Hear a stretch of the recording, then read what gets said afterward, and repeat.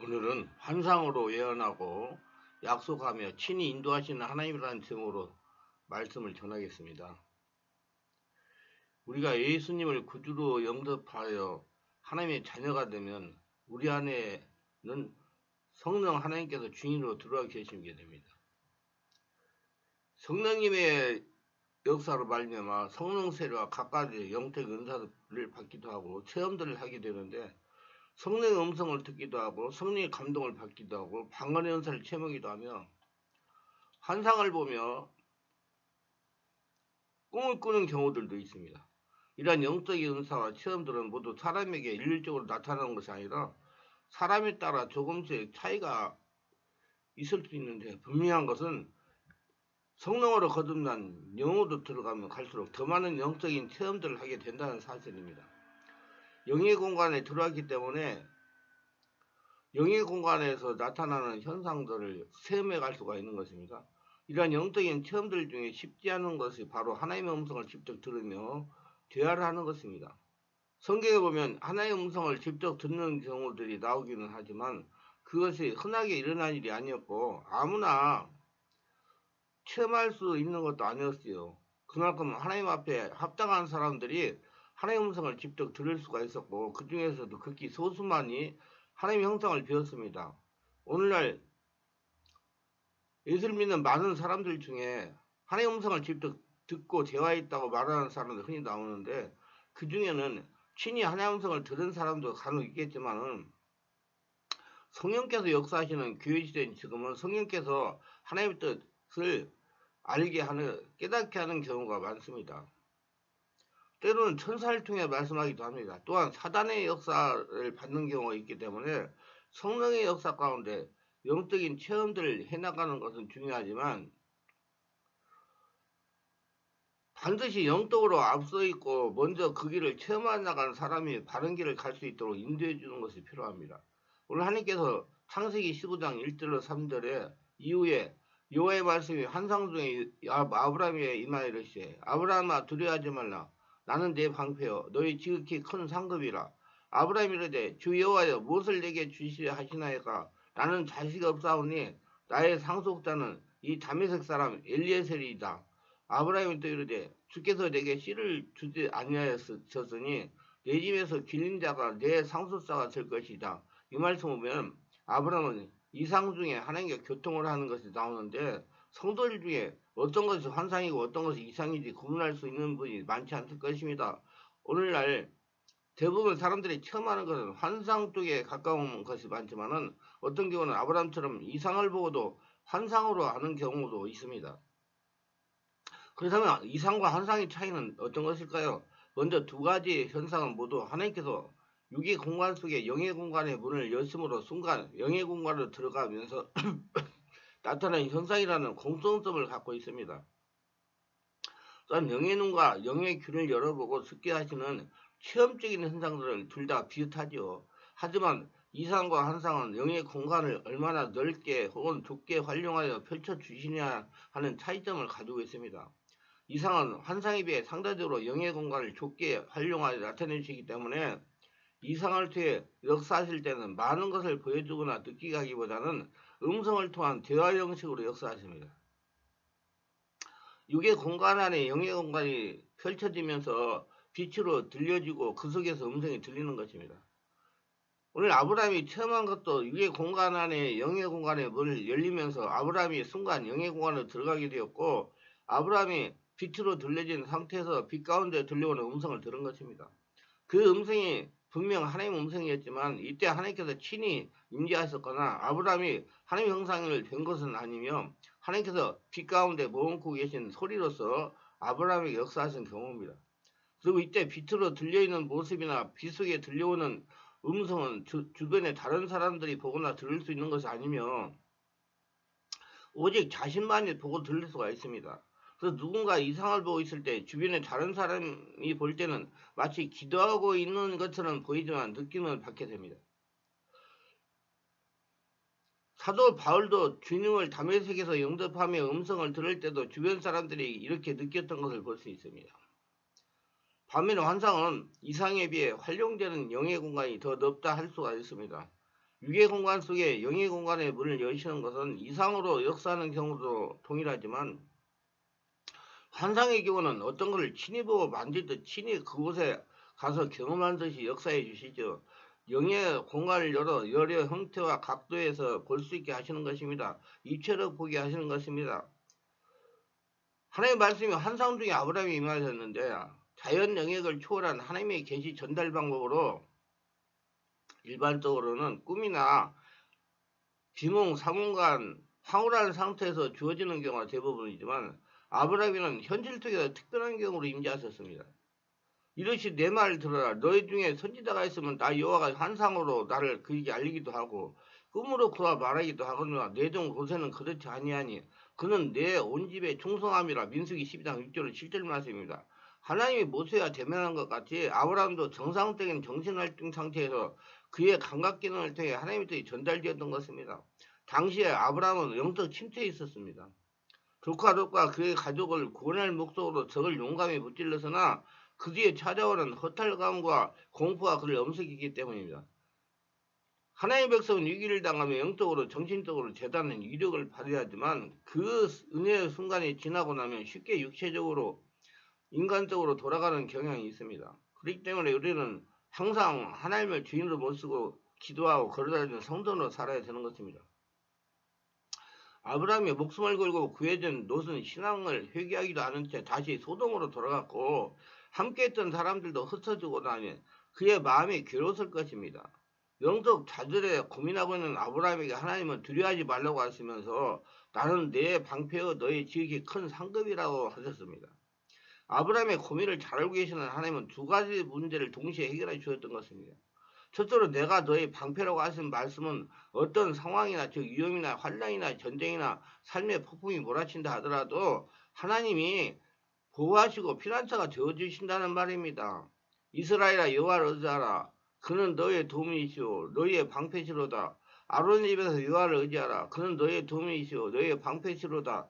여호와를 경외하는 자들아 너희는 여호와를 의지하라. 그는 너희의 도움이시오 너희의 방패시로다. 시편 115편 9절 11절. 적군의 제 침략에 대한 하나님의 강력한 메시지는 하나님께서 친히 아브라함이 방패가 주신다는 말로 해결이 되었습니다. 그리고 동방의 사개국 연합군의 침공 따위는 더 이상 겁날 것이 없었습니다. 하나님이 주인으로 계시기 때문에. 두 번째로 내가 너의 지극히 큰 상급이라 하신 말씀은 아브라함에게 약속하신 축복 즉 땅과 민족과 복에 대한 언약은 변함이 없다는 말씀입니다. 하나님은 상을 주시는 분인 동시에 그분 자신이 상급 그 자체가 되십니다. 자손과 분깃마저도 묘연해지는 것 같은 심적 갈등을 느끼는 상황에서 아브라함은 상급을 재차 확인함으로 큰 활력을 얻었던 것입니다. 주 여호와여 지극하면 아도나이 여호와입니다. 만물에 대한 하나님의 주권 및 다스림을 강조하는 신명인 아도나이와 언약에 실천하신 하나님의 명칭 여호와를 합하여 부르는 신명입니다. 그 다윗도 자신에게 주신 축복을 감사할 때 이 이름을 불렀습니다. 그러므로 이 이름은 언약의 성취와 관련해 나타나는데 아브라함이 주 여호와를 찾는 것은 그의 자손과 분깃에 대한 주의 언약을 자세히 알고 싶어하는 간절한 심정의 발로라 할 수가 있을 것입니다.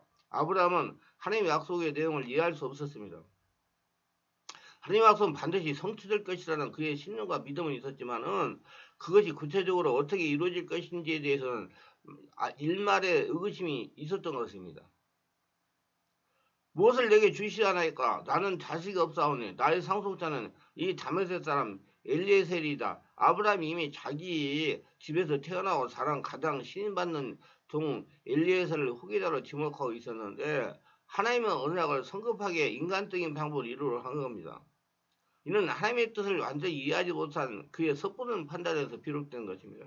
성도는 약속을 바라고 기다리는 인내가 가장 중요하고 필요합니다. 내 집에서 길린 자가 내 상속자가 될 것이니이다.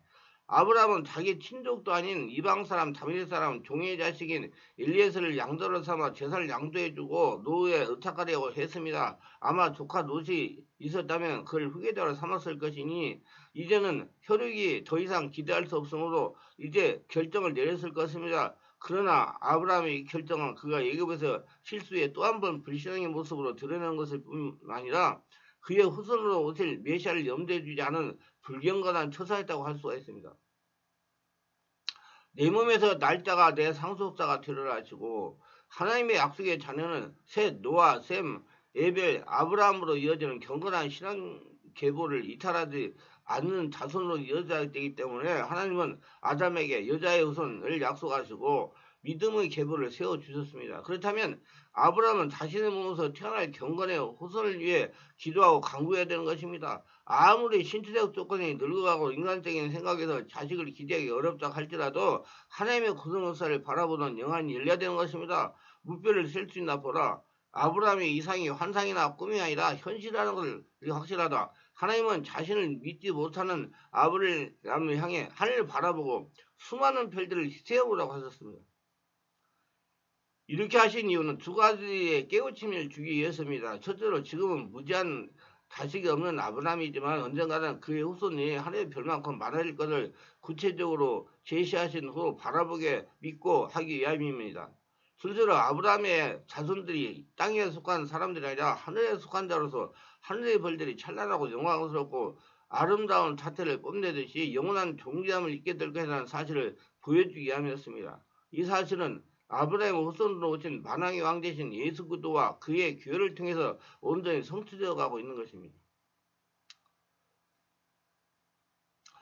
교회는 여러분 자꾸 지어진 예배당을 생각하지 마시고 성도 한 사람 한 사람 예수를 믿고 성령으로 거듭난 성도 한 사람 한 사람이 교회요 하나님의 성전입니다. 아브라함이 여호와를 믿으니 믿다에 해당하는 히브리어 아마는 계속해서 꾸준히 신뢰하다는 뜻입니다.